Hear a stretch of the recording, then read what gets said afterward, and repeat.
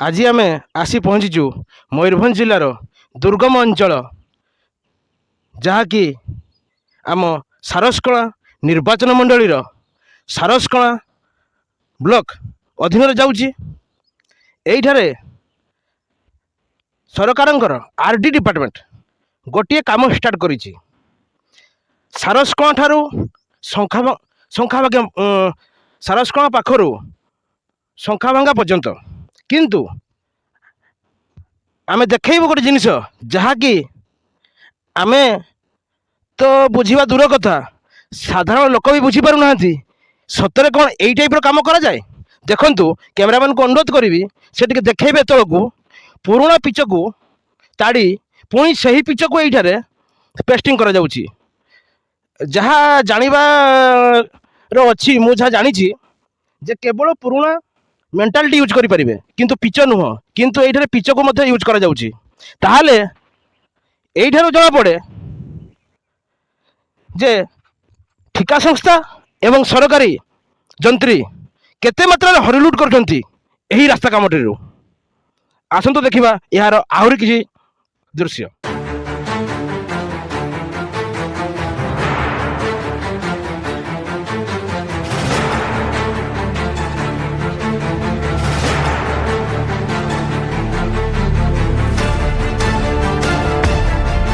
मयूरभंज जिला सारसकणा निर्वाचन मंडल ठारे एहिभଳି एक अभावनीय घटना देखा मिली।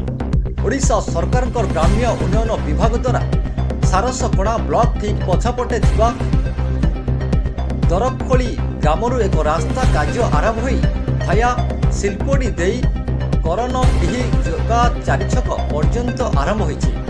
एही कार्यटी केते टंकार ता आज पर्यंत अंचलवासी जानि पारले नाही, कारण फलक विहीन चली कार्य। पुणी देखा मिलूँ पुराना पिचु रास्ताटीर पिचु को खोली दे अन्यत्र न फोपाड़ी पुनर्बार से ही रास्ता ही व्यवहार करू जनापड़ी सरकारी बाबू मैंने ठिका नहीं संस्थार मालिक मिलमिशि केते टंका हरिलुट करुछंती। सरकारी जंत्र को आम प्रतिनिधि बारंबार फोन कले फोन उठाऊ नाहंती। अन्यपटे ठिका संस्थार कर्मचारी एवं मालिक कहउछंती आपण माने खबर प्रसारण करंतु सेथिरे आमर किछि फरक पड़े नाही। आमे तलस्तरରୁ दिल्ली पर्यंत समस्त को टंका देई किणी रखिछु। पुणी देखा मिली सरकारी नियम को खातिर न करी एते प्रचंड टाण खरार जहाँकि प्राय अपराह्न 12:30 रु गोटे पर्यंत ठिका संस्थार कर्मचारी मानक रास्ता कार्य नियोजित करी खटाऊ अछंती। पुणी केउंटी रास्ता मझिरे थिबा पुराना पोल खुंटी को पूर्वरु लागिथिबा हुम पाइप खाई पोलर उभय पार्श्वे ताठू छोट पाइप लगाई कंक्रीट कराई नूतन करदेउछंती। तो केउंटी रास्ता मझिरे थिबा विद्युत खुंट को स्थानांतर न करी रास्ता मझिरे विद्युत खुंट थाई मध्य संपूर्ण करदेउछंती कार्य। आपनका परिचय? आज्ञा मु सासका ब्लॉक शिलफड़ी ग्राम पंचायत पंचायत समिति सभ्य अटे। मो ना सन्यासी नायक। अच्छा आपनकर एठी जो आरडी रो जो रास्ता काम चली आपनकर सारसकणा दरखोली पाखरू आज्ञा एपटे सिलफड़ी हेकरी चार छक पळौची काम आज्ञा कोन ठीक ठाक चली? आज्ञा से काम ठीक ठाक केमती हेबो काम तो देखला बेलको सुखला माने रास्ता पड़ी माने मेंटल पकई साइकिल जो आसा पे असुविधा होची तो गाड़ी मोटर जाबे भी असुविधा होची। निकट अतीत गोटे जने हमर गाँव रो लोक तलीसन महांत आमको जड़े एक्सीडेंट हो गला तथापि से चेता पशुनी साइकेल उठे जा आसा करें आमती कि रास्ता कर रास्ता गुड़ाक से पुराना पिच को ताड़ी से रोलिंग कर दूसरी कौन कम हुए यहाँ कौन प्रशासन नियम यहाँ कौन कंट्राक्टर नियम आउ जोटा आम शिलफड़ी ग्राम पंचायत जोटा सासवा रोड जाइए तो पलाशमणि जो गाँ भीतर जो रोडटा जाठी आमर गोटे रास्ता मझे गोटे माने इलेक्ट्रिक खुंट पड़ी से इलेक्ट्रिक खुंट पड़े हे तो एमती मझे पड़ी जहाँकि लोक मैंने भविष्य में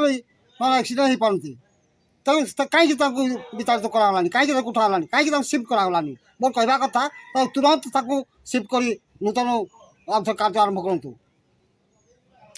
आमे तो आज्ञा तांकर जो ठिका संस्थाटी ତାଙ୍କୁ ଆମେ ଯୋଗାଯୋଗ କରିଥିଲୁ। ଆଜ୍ଞା। ସେମାନେ ଆମକୁ ଯାହା କହିଲେ ଯେ ଆମେ ଆମର ନୀତି ନିୟମ ଅନୁସାରେ କାମ କରୁଛୁ, କିନ୍ତୁ ଆପଣ କହୁଛନ୍ତି ଯେ ନୀତି ନିୟମରେ କାମ ହେଉନାହିଁ। କେମିତି ନୀତି ନିୟମ ଆପଣ କହୁଛନ୍ତି? ନୀତି ନିୟମ କ'ଣ? ଏଇ କଂକ୍ରିଟ୍ ପୁରୁଣା କଂକ୍ରିଟ୍ ଆସ୍ତି କରିକି ସେଟାକୁ ରନିଂ କରିଦେବା, ସେଟା କ'ଣ ଠିକ୍ କଥା କି? ଆଉ ଯେଉଁ କାଲଭେଟ୍ ଗୁଡ଼ାକ ହେଉଛି ସେଇ ପୁରୁଣା କାଲଭେଟ୍ ଗୁଡ଼ାକ କାଢ଼ିକିରି ସେଇ ପୁରୁଣା କାଲଭେଟ୍ ଗୁଡ଼ାକ ଖଞ୍ଜି ଦେଉଛନ୍ତି। ଦରକାର ପଡ଼ିଲେ ଯେଉଁଗୁଡ଼ାକ ଭାଙ୍ଗି ହେଉଛି ଛୋଟ ଛୋଟ କାଲଭେଟ୍ ଗୁଡ଼ାକ ଦେଉଛନ୍ତି। ଆଉ ବଡ଼ କାଲଭେଟ୍ କାହିଁକି ଦେଉନାହାନ୍ତି? ବଡ଼ କାଲଭେଟ୍ ପୂର୍ବରୁ ଥିଲା, ସେ ବଡ଼ କଲଭର୍ଟ କାହିଁକି ଦେଉନାହାନ୍ତି ସେମାନେ? ଖାଲି ଦୁଇ ସାଇଡ଼୍ରେ ଖାଲି ଶୋ କରୁଛନ୍ତି, ନୂଆ ଗୁଡ଼ାକ ଦେଉଛନ୍ତି ଅଢ଼େଇ ଫୁଟିଆ ଗୁଡ଼ାକ। ଏଇଟା କ'ଣ କଣ୍ଟ୍ରାକ୍ଟର ନିୟମ କି? ଏହା କ'ଣ କାମ କରିବା ପାଇଁ ତାଙ୍କୁ ପରମିସନ୍ ଦିଆଯାଇଛି?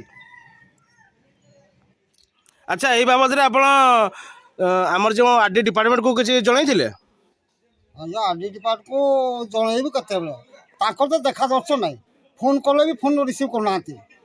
କାମ ଯେଉଁ ହେଉଛି କାମ ତଦାରଖ କରିବା ପାଇଁ ବି ଆସୁନାହାନ୍ତି।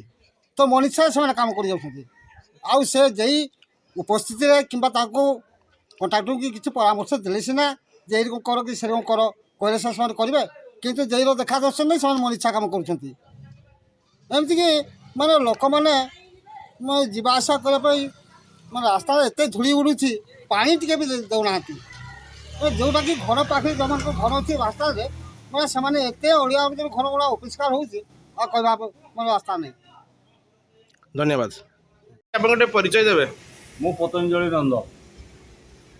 ଆଚ୍ଛା, ଆମର ଯେଉଁ ସାରସ୍କୋଣା ଦରଖୋଳି ପାଖରୁ ଯେଉଁ ଆର୍ଡି ବାଲା ଯେଉଁ ଗୋଟେ କାମ ଷ୍ଟାର୍ଟ କରିଛନ୍ତି ଆଜି 8 ମାସ ହେଲାଣି, ସେ ବାବଦରେ ଟିକେ କିଛି କହିବେ? ଦେଖନ୍ତୁ, କଥା ହେଉଛି ସରକାର ବହୁତ ପ୍ରକାର ଯୋଜନା ନେଉଛନ୍ତି ପାବ୍ଲିକ୍ ପାଇଁ ଏବଂ ବହୁତ ଟଙ୍କା ମଧ୍ୟ ଖର୍ଚ୍ଚ କରୁଛନ୍ତି। କିନ୍ତୁ ବଡ଼ ଦୁଃଖ ଏବଂ ପରିତାପର ବିଷୟ, ତାର ଠିକ୍ ଭାବରେ ତଦାରଖ ହୋଇପାରୁନି। ଏବଂ ଯାହାକୁ ତଦାରଖ ପାଇଁ ସେମାନେ ଆପଏଣ୍ଟମେଣ୍ଟ କରିଛନ୍ତି, ସେଇ ତଦାରଖକାରୀମାନେ ଏବଂ କଣ୍ଟ୍ରାକ୍ଟର ମିଶିକି ତାଙ୍କର ବଢ଼ିଆ ମୁନାଫା ରଖୁଛନ୍ତି। ଯେମିତି ଉଦାହରଣ ସ୍ୱରୂପ ବର୍ତ୍ତମାନ ଗୋଟେ ରାସ୍ତା ଚାଲିଛି, ଆର୍ଡି ରାସ୍ତା, ଯେଉଁଟା ସାରସ୍କୋଣାରୁ କରଣ୍ଡି ଆଜ୍ଞା, ଏବଂ 4 ଛକିଆ ପର୍ଯ୍ୟନ୍ତ ରାସ୍ତା ହେଇଛି। ସେଠି ଏତେ ନିମ୍ନମାନର କାମ ହୋଇଛି ଯେଉଁଟାକି ଆପଣ କଳ୍ପନା କରିପାରିବେନି। ଆପଣ ବାସ୍ତବରେ ଗଲେ ତାର ରୂପରେଖ ଦେଖିଲେ ଆପଣ ନିଜେ ହୃଦୟଙ୍ଗମ କରିବେ ଯେ ପ୍ରକୃତରେ କି ପ୍ରକାର କାମ ଚାଲିଛି। ତେଣୁ ଏଇଠୁ ଅନୁମାନ କରାଯାଉଛି ଯେ ଆପଣଙ୍କର ପଦାଧିକାରୀ ଯେଉଁଠି ଆପଣଙ୍କର ସେଇ ମାନେ ଡିପାର୍ଟମେଣ୍ଟ ଯୁକ୍ତ ଆପଣଙ୍କର କଣ୍ଟ୍ରାକ୍ଟର ମିଲାବଟ ବହୁତ ବଢ଼ିଆ ଅଛି। ଉଭୟ ମିଶ୍ରେ ତେଲ ଦେଇକରି ସେମାନେ କାହାରିକୁ ଖାତିର ନକରି ତାଙ୍କର ଇଚ୍ଛା ଅନୁସାରେ ସେମାନେ ଯାହା ଇଚ୍ଛା ତାହା କରୁଛନ୍ତି। ଏବଂ ମୟୂରଭଞ୍ଜ ଅତି ଶାନ୍ତପ୍ରିୟ ଜାଗା, ଏହାର ପାବ୍ଲିକ୍ ମଧ୍ୟ ବହୁତ ଶାନ୍ତପ୍ରିୟ। ତେଣୁ ସେମାନେ କୌଣସି ପ୍ରକାର ଅଶାନ୍ତିକୁ ଯିବା ପାଇଁ ଚାହାନ୍ତି ନାହିଁ। ତାର ଫାଇଦା ନେଇକରି ଆଜି ମୟୂରଭଞ୍ଜବାସୀ ସମ୍ପୂର୍ଣ୍ଣ ଭାବରେ ମାନେ ଜରାଜୀର୍ଣ୍ଣ ଅବସ୍ଥାରେ ଅଛନ୍ତି। ଏବଂ କିନ୍ତୁ କହିଲେ ମଧ୍ୟ ସରକାର ପ୍ରଶାସନ ଏବଂ କଣ୍ଟ୍ରାକ୍ଟର ଯେ କାମ କରୁଛି ତାର କିଛି ଫରକ ପଡ଼ୁନି। ତେଣୁ ମୁଁ ଆପଣଙ୍କର ମାଧ୍ୟମରେ ଅନୁରୋଧ କରିବି ସରକାରଙ୍କୁ, ଉଭୟ ସରକାରଙ୍କୁ, ପ୍ରଶାସନିକ ଅଧିକାରୀମାନଙ୍କୁ ଯେ ସେମାନେ ୟାର ଠୋସ୍ ଗୋଟେ ପଦକ୍ଷେପ ନିଅନ୍ତୁ ଏବଂ ଯେମିତି ରାସ୍ତାଟା ଠିକ୍ ଭାବରେ ହେଇପାରିବ, ପାବ୍ଲିକ୍ ମାନେ ଉପକୃତ ହେଇପାରିବେ, ସେ ବିଷୟରେ ସେମାନେ ଚିନ୍ତା କରିକି ତାର ଷ୍ଟ୍ରଙ୍ଗ ପଦକ୍ଷେପ ନିଅନ୍ତୁ। ନହେଲେ ସମୟ ଆସିବ ସେଇ ପାଖାପାଖି ଲୋକ ରାଜରାସ୍ତାକୁ ଓହ୍ଲାଇବେ ଏବଂ ସେ କାମ ଯେଉଁ ଚାଲିଛି ତାକୁ ସମ୍ପୂର୍ଣ୍ଣ ଠପ୍ କରିଦେବେ। ତେଣୁ ଏତେ ଦୂରକୁ ଯିବା କେନେ, କାଦକୁ ଯିବା କେନେ, ପାଣି ଧୋଇବା ମାନେ ଗୋଡ଼ ଧୋଇବା କେନେ। ତେଣୁ ବର୍ତ୍ତମାନରୁ ସେମାନେ ସଜାଗ ହେଇକି ତାଙ୍କ କାମ କେମିତି ଭଲ ଭାବରେ ହେବ ସେ ବିଷୟରେ ସେମାନେ ଚିନ୍ତା କରନ୍ତୁ। ଧନ୍ୟବାଦ ଆଜ୍ଞା। ମୟୂରଭଞ୍ଜରୁ ବ୍ୟୁରୋ ଚିଫ୍ ମୁରାହାରି ମୋହନ ମହାପାତ୍ରଙ୍କ ରିପୋର୍ଟ, G9 ଓଡ଼ିଆ।